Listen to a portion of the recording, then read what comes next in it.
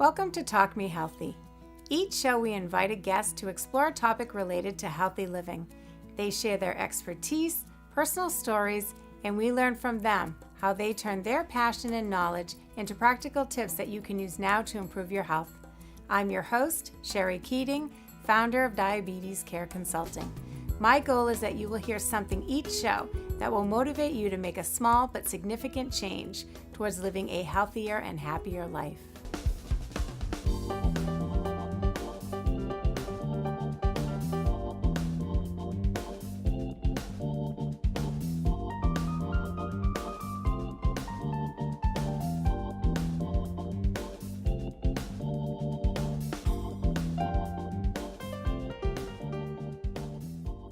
Hello and welcome to Talk Me Healthy. My name is Sherry Keating, your host. Today we welcome back one of our guests from last season, VIP attorney Liz Myska. And Liz is from Vision Consultants L3C, and she is actually here today. We talked about being a VIP, which is a visually impaired person. Correct. And last year, and I wanted to bring you back and talk about any updates to your company and your health, and also to do some hands-on demonstration to show the viewers how they can help someone who is visually impaired. And so I actually have sat through and participated in a demonstration and at a meeting, and you blindfolded me and had me try to walk with the cane. And can I be honest? It was terrifying. Absolutely. I had a panic attack. Being blind, going from being sighted to complete darkness, and having no control for 15 minutes. Right. So scared. It took me 2 hours for my heart to stop racing. But it was an eye-opener. So I'm really excited that you're back, because I think what you're doing is so important for other people. So thank you and welcome back, Liz. Thank you so much, Sherry. Yes, Visions Consulting was my iteration after being visually impaired for probably at that point in time 9 years. Just to reflect, I was sighted until I was middle-aged, and I do concede to middle age. Me too. Okay, good. Me too. And so this, as I call it, my blind gig has been at times terrifying, but also gratifying in the sense that I'm learning how to be blind. And even though that sounds appalling and again terrifying, I find that because I'm accepting it or succumbing to it, if you want to put in those kinds of terms, I feel that I can learn and help others, teach others, and particularly the sighted, because we who are visually impaired need the sighted, and oftentimes that's not the impression that sighted people get from visually impaired people. They often feel that they get rebuffed, then rejected, that, the heck with her, she doesn't want me to help her. Mm-hmm. Well, as you're pointing out, there may be a very good reason why we don't want you to help us. You don't know how to do it. Right, exactly. And again, that trust level, that relationship building, when a stranger is trying to do a good deed, you may say, well, that's nice, but I don't want to be the guinea pig and have them realize, oh, I made a mistake. I have you in the middle of the road. Now I don't know what to do. And you can hear the traffic coming or the waterfall rushing towards you, and you're like, ruh-roh. And so it has an impact on not only the visually impaired person, but the sighted person about skills and skill building. And again, they're confronting their own fears and concerns. So I am so grateful to have that opportunity, and today again to have an opportunity to learn more, because it was totally an eye-opener, and kudos to you for doing what you're doing to help people, to help other people that have vision impairment, and to help them with their daily living.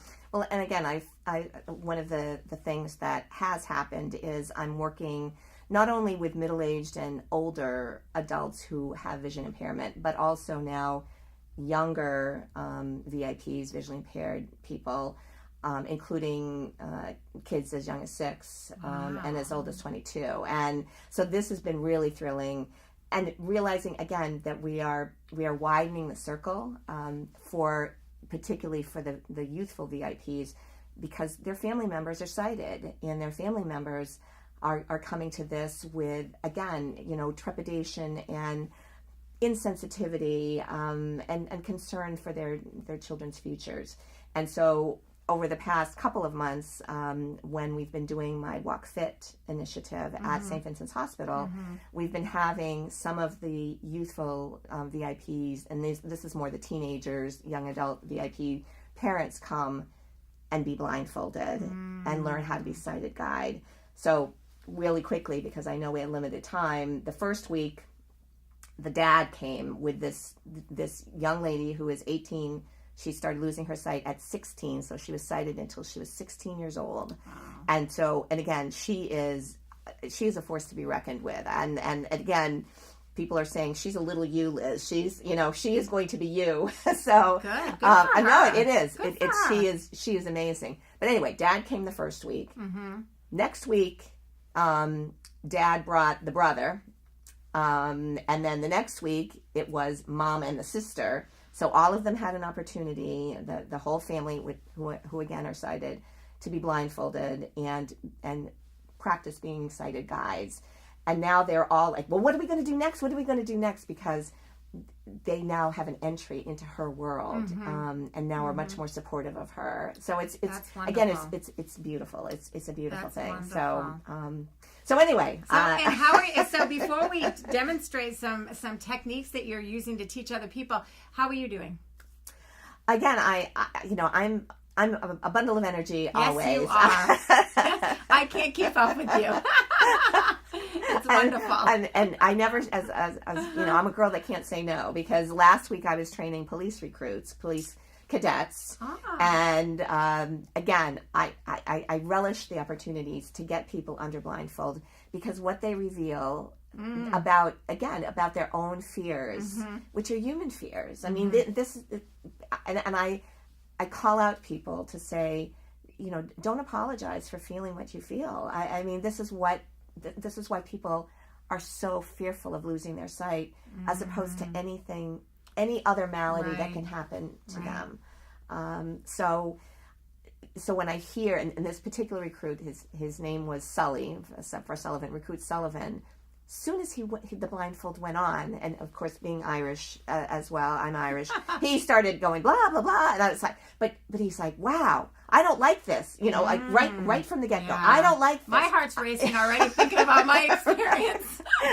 And then he was saying, how do you get transportation? I mean, again, it was like as soon as the blindfold went on, all of these thoughts started, like, how do you get from place to place? Mine was more of, when can I take this off? Right. Right. That was more mine. I didn't have any, my mind just went blank. Right. It was just like total fear. Right. And I've been praying every day since then that I never lose my sight, seriously. Because really, I can't even imagine being in that world of darkness.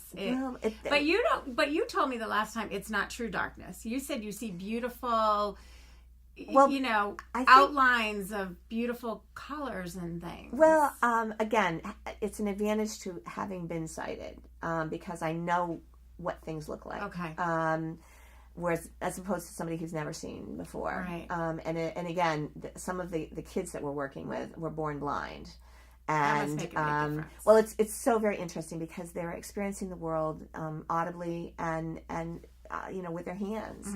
This one young, and again, I apologize for keeping going one way or the other, but they're two little boys, they're brothers, and I won't name their names just because they're because of confidentiality. Yeah. But the older one, who is 8, is totally blind, born totally blind, and his younger brother, who is 6, has some vision. And the first time that I encountered them, they were at a music therapy session, and I was invited to come in, and this was something that they've done, that this group, they were group of little boys have done repeatedly. This is like a social rec program through the Commission for the Blind. And so I was asked by their sighted teacher if I would, if I wanted to introduce myself. So I knew that these two little boys were right in front of me, and they were playing drums. So I got down on the floor, because again, I didn't know how if they could see me or not. And I said, my name is Liz and I'm just like you. And the older one said, are you blind? So automatically again, he couldn't see me. Right. And I said, yes, I am. And I said, I have a white cane. And I took my cane and I unfurled it. And he put his hand out and he's like, you're big. I was kind of like, but again, so it was all touch. Exactly. Well, because he was thinking that I was a little girl. Oh, because you were right down on his level. I was right down on his level. So when we actually, and the next time that I encountered these two little boys, we were doing an art project, and I wanted the sighted teachers to be blindfolded. So I said, everybody needs to put on a blindfold. And this older child said, will it hurt? Oh. And I was like, oh my gosh, he doesn't realize the blindfold, because he can't see, so he doesn't know, a blindfold means that, you're covering your eyes, so that you can't see. He didn't understand that. So it just, again, that psychological aspect, the social aspect for me are so important, and that inclusion. And that's why, again, interweaving sighted people with visually impaired people into activities, having sighted people enjoy the activities that we VIPs are doing. And some of these things, like in 2 weeks, we're going maple sugaring. We're going to a maple sugar farm, and we are going to run through the trees. We're going to have a tree hug. Yeah. And then we're going to taste syrup. And so, textural, tactile, audible, because we're going to be outside, so we'll be listening to, the trees creak or the wind blow or the birds sing. All of these things wouldn't have been things that I would have done necessarily when I was sighted, because again, it would have been one dimensional. It would have been, oh, I've seen that before. I've done that before. For we VIPs, every time we do something, there's revelation, right? That it's new. So nothing ever gets stayed or old, or because there are new people and there's new experiences, right? New experiences. So in that way, the world every day is a new day. Exactly. Wow, that's cool. Exactly. Well, I want you to show me. Now, don't make my heart race. I know. Okay, all right. But what I would love to see you actually, I'm coming to learn from you in your company. So just, you've got the floor. Okay. I'm your a student. Okay. Teach me. Okay. All right. Well, first, and this is what I did when I was training the police recruits last week. Okay. I held up the cane, and I said, "Does anyone know what this is?" Because again, it's right. It doesn't look like a cane. All right. Right. And unfortunately, the person that introduced me had said that I was visually impaired, but that was okay. So while it's still furled, so to speak, I'm just going to point out a couple things, because again, you don't know what you don't know. Right, exactly. And when I started learning how to use a cane, and again, who knew? You have a cane instructor. The cane instructor is called an O&M, orientation and mobility instructor. So knowing that I was going to be trained, and again, I was very unreceptive to all of this, because I thought, well, I can see, so I don't need a white cane, because again, I was terrified by the notion of what I thought this meant. Yeah. It meant, disenfranchisement. It meant that I wasn't going to be able to do things. So when my instructor, whose name was Peter, when he first came, the first couple of times he came, he would come once a week. He was just seeing what I could still see. And he didn't introduce me to the cane, even though I kept thinking, he's going to whip that thing out. I'm going to be like, no, I don't want it. Like your reaction. Because I kept thinking, no, anytime now he's going to whip it out. He's going to hand it to me. And he's going to go. But again, you have to learn how to use it. It's like anything. You have to practice as well. You're not going to get good at it unless you do. And you do practice. And again, that you have to get over that hump of, I don't want it, I don't need it. But didn't you tell me something about everybody has a white cane, so to speak, and be proud of that?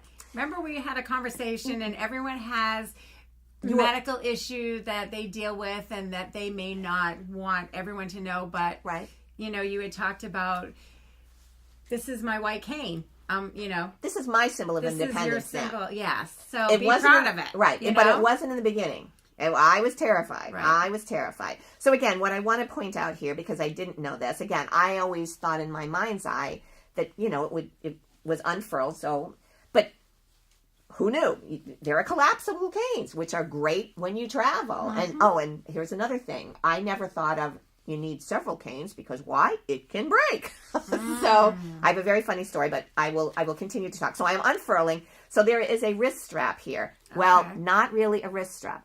The police recruits asked me about this because if you stick this around your hand, and you trip while the cane's unfurled, you're going down. So this is simply to capture the cane, to furl it, not to wear it as a bracelet. Okay. So folding means furling it? Yeah, I'm like a flag being furled or unfurled. I'm just using that word. Again, I'm a wordsmith being a lawyer. I also want to note that the base of the cane, the bottom, mine has this at one point in time looked like a marshmallow. But my canes have a rolling tip. That's because my cane is used to detect objects. Now, when I say detect objects, or even if I use the word pick up objects, no, it's not like a grabber or a reacher or something like that. But again, what I've learned is the cane is supposed to touch things. It's because people think, oh my gosh, you're touching something, with your cane. Well, ultimately, the goal is for me to be able to walk independently with the cane. Some people never feel comfortable with the cane, so don't use the cane. Some people with their eye malady don't need a cane because they have enough vision that they don't need it. My malady, my diagnosis, retinitis pigmentosa, is my peripheral vision. So again, if the cane to see what's on the peripheral. To detect things, because I can no longer see that because my visual field is very, very narrow. Yeah. So again, I'm going to just unfurl it, and again, you never let anybody unfurl your cane for you. Why? Because there's a bungee cord in here, and you can get your fingers, if somebody's doing it and then handing it to you, you can get your fingers caught in there, and it's a pinch, and it hurts. Okay. So, and why is it red on the bottom? Is there a purpose? There is a reason for the colors, and I do not know the reason for the colors. I know that white canes were developed after World War II because those soldiers in World War II who suffered vision loss needed some kind of identifier. So a lot of the progress in the visual field has been done because of casualties of war, so to speak. And therefore veterans who lose their sight have a separate system that they go through, and they have opportunities to for a lot more training than the rank and file visually impaired person. Again, because losing your sight is so feared and so worrisome. Like how are you going to survive in the world if you can't see? So there is a significance to the colors, but I don't know that. Next program, I will. Okay, all right. I'm thinking the red, it brings people's attention to it because the white is pretty blends in, so the red really draws your attention. And this is reflective too, so that again, right. Okay. Right. So Sherry, we're going to transition, and I am going to ask you to be my sighted guide. Okay, I'm ready. All right, what do you want me to stand up. Okay. Okay. Want me to stand up too? Yes, please. Okay. All right. So Sherry, how would you approach me if you didn't know me and you saw the white cane? How would you get my attention? I would say, and I didn't know you. You didn't. So I didn't know your name or anything. Can I help you? Who are you? My name is Sherry, and I see that you have a cane. Excellent. And do you need any help? Thank you. Okay, so you identified yourself. Very important. Okay. Because oftentimes people will just swoop me up and then start, presuming, oh, you want to cross the street because you're standing at a street corner. Well, not necessarily. I may just be waiting for someone here. Okay. So always identify yourself. Always ask. You did a great job of asking. You also touched me, and that's interesting. And again, I'm not trying to malign you, but oftentimes people with medical backgrounds, yes, they're touchers. They're touchers. Absolutely, we are touchers. They're touchers. And oftentimes the visually impaired people Don't want to be are be like, ugh, like you're Okay. invading my privacy. That's very true. Without saying that would be like who are you that you feel that you have permission to touch me? Okay, that's I should ask permission. Right. But I also want to note, and because you're a female and I'm a female, so you're within touching distance of me. When I do this with a male, the male is usually, hailing me from like afar, and yelling, "Do you need help?" Oh, because of the way the world is today. Probably. Well, and it's kind of like, are you talking to me? Mm-hmm. Okay. So, but you also, another excellent thing you did, you said you noticed the white cane, because then you're giving me the reference point as well. It's not like, oh, you're soliciting me for, to buy candy from you or to panhandle from me. In other words, you're saying, can I help you because you are blind? Yeah. Okay. So excellent on those scores. Awesome. So what often happens with somebody that again needs help and is like you, totally panic stricken. I mean, even though they're visually impaired, they reach out and they grab you. Now you touched me, so but what's very important is I need to know like where you are, because if I can't see you, it's like, are you up here? Are you down there? So how would I tell you where I am? Just by the clock? You could say I'm at your 12 o'clock. Okay. Excellent.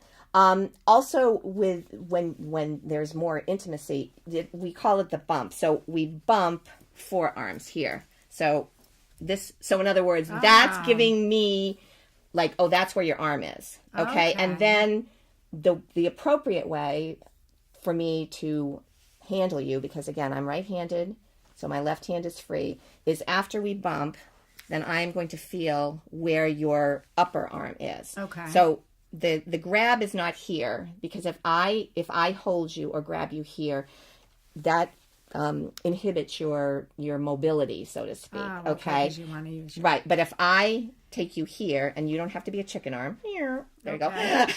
Oftentimes we get a wing out here. Right, it's like, exactly. Oh, chicken arm. That's how the police recruits were, like chicken arm. And it's like, oh, it's yeah. I said, I feel a pointy elbow right there. I said, I feel as though I'm not close in. And then they bring you in. It's kind of like, oh, okay, too close. That's a lot to learn. Well, again, but and as my colleague Jack will say, you'll know if I'm mistrustful of you, because then I'm going to start to like squeeze your arm, and you'll know like, oh, you're going too fast. Okay. So is that how you give me cues, like you need to slow down?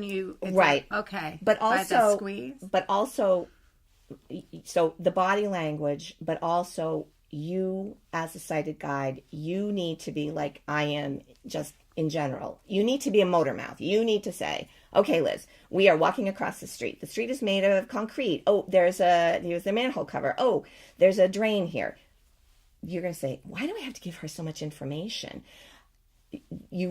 Really, you don't have to do that, but I want you as a sighted guide to get accustomed to giving me information, because if you leave out something that's crucial to me, like, oh, there's a step coming up, and I trip and fall, then my confidence in you as a sighted guide goes literally down the drain. Yeah. So when I'm teaching sighted guides, I'm always saying, give me more information because I can halt you and say, I don't need to know that. Okay. But if you are stingy with the information, and again, I if I'm inside and I trip over a wet floor sign, I'm going to be cursing you under my breath, saying, she didn't tell me about that. Or a threshold, right? Or there's a sign, and then my arm clips the sign, or a doorway which is narrow, and we don't get through.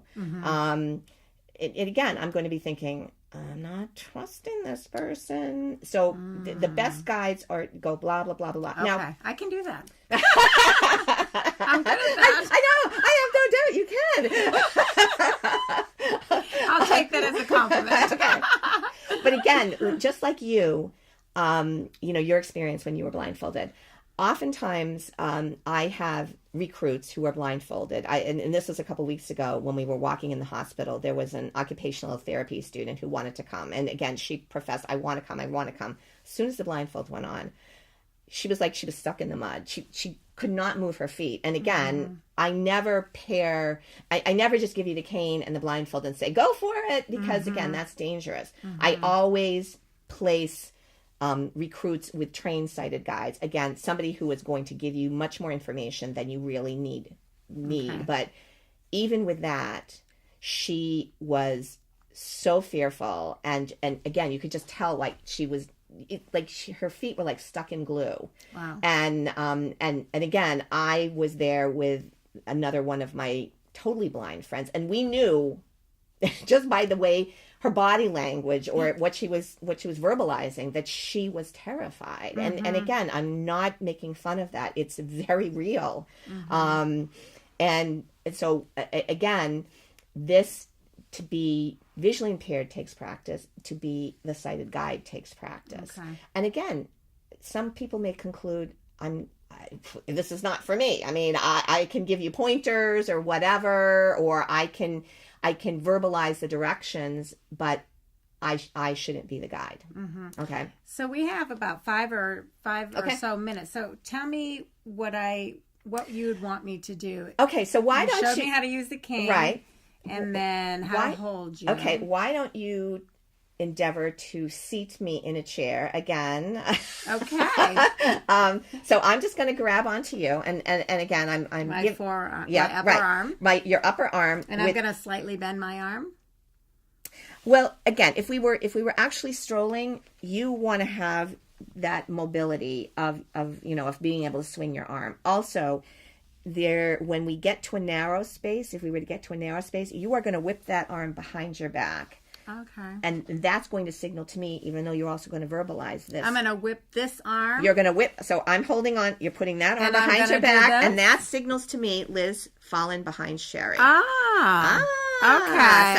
All right. So, all right. But again, you should be saying, Liz, we're coming to a narrow door. So I'm going to move my hand back, and I want you to go behind me. Exactly. Okay. And then ultimately, again, if you are my constant sighted guide, or I'm switching you out with somebody else, again, I'm going to get used to the feel of your body going back. Okay. And so ultimately I may not even need you to verbalize it. Okay, because you'll just know. I'll know. Right. I'll know. So we're going to go to the chair list. So what we're going to do is I'm going to use the clock. Okay. So we're going to, first of all, we're going to walk at 12 o'clock. Okay. And only for about 3 steps. Okay. So we're going to start now. Okay. So 1, 2, 3. Now the chair is at 3 o'clock. Okay. And I'm just going to take my cane. Okay. Because as I said earlier, the cane is meant to hit things. Right. So when Okay, so you feel the chair. Yep, I feel the chair with my cane. So now you're going to twist your body to 12 o'clock. No, you're going to twist your body to 9 o'clock. I was going to say, twist my body to 12 o'clock. Twist your body to 9 o'clock. So we're going... Okay, all right, okay. Yep, 9 o'clock. Yeah, I know what's coming. She's going to back me in. Yes, I am. And now, is that wrong? Yes. Oh, no. So why is that wrong? Well, okay, so... One little tidbit that I didn't tell you. Oh, sure. You didn't I know, really. See? We who are visually impaired see with our hands and our feet. So that's why, again, using the cane, using my hands, listening to what you're saying. But I want to be able to do it myself. So instead of, and I'll just, not prolong your agony. You would bring me up, there is backing up involved. You would bring me to the back of the chair. You would bring me to the back of the chair. Back of the chair? So that I can feel it. And then you bring And then I would bring my body around. Yes. Really? So all it's right, well, let's do this because I'm going to do this right. Okay. So we're going back to 12 o'clock. Back to 12 o'clock. Okay. Yep. So the chair is going to be at about 1 or 2. Yep. So we're going to walk straight. Yep. For 3 or 4 steps. Okay. All right. And now we're going to turn to like 1 o'clock. Yep. And I'm just going to interrupt you for a second. Okay. I already know that there's like wood on the chair too, and there's I already know what the texture. Right, I already know. So wood arms. Yep. Oh, and you've already told me another ding ding ding.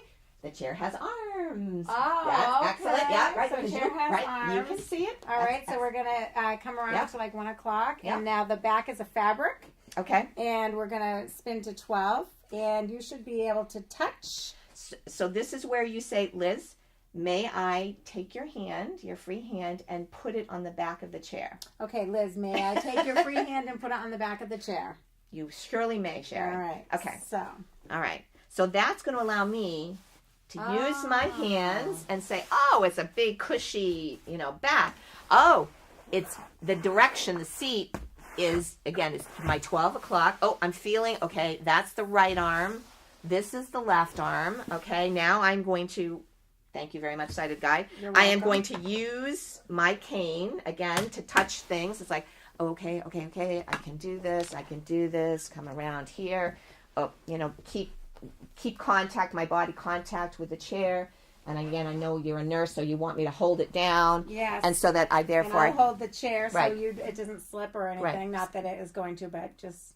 So we did it together. High five. But I did it myself. High five. That's awesome. So that's... I'm going to come around to the seat. That's empowerment as well. Because wow. you're not trying to push me into the chair or Right. muscle me into the chair. Okay. You're not trying to... And again...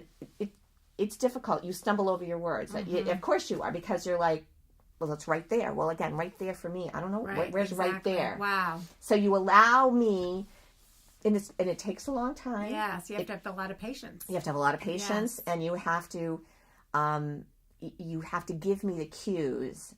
But again, your ultimate goal is to allow me to do it myself. Wow, as that is awesome. So you know what? I mean, I have to have you back because that's only one small I know, really. task that we did. But you know what? It's such amazing that you've taken on this role. You've taken your condition and you've made it into. You've used it. You found your why, so to speak, and you have used your why to help other people. And I'm just in awe. Well, thank and you. Your attitude, I just love it, love it, love it. And wow, that little simple task right. is really a big task for you to do, and so you really need these people to be trained. And wow. This is every time I meet with you and have you on my show or see you at a networking event, I learn so much from you. Thank you. Thank you so much. I Thank you. wish this was an hour show because I know, really. But at least now someone knows how to help somebody who's a VIP in and out of a chair. So Absolutely. that's really, and to use the cane. And remember, safety first. Safety. And again, using your words to describe things, right. being slow, patient, asking permission, introducing yourself. Those are all such important things. Because and they seem small to us who right. can see, right. but huge for somebody who can't see. Well, then again, it's going to raise that trust level Absolutely, too. trust. That you asked me as opposed to told me. You were sensitive and sympathetic and empathetic as opposed to I don't have time for this. And empower your independence. Right. So exactly. Thank you so Thank much. You, Sherry. Can I shake your hand?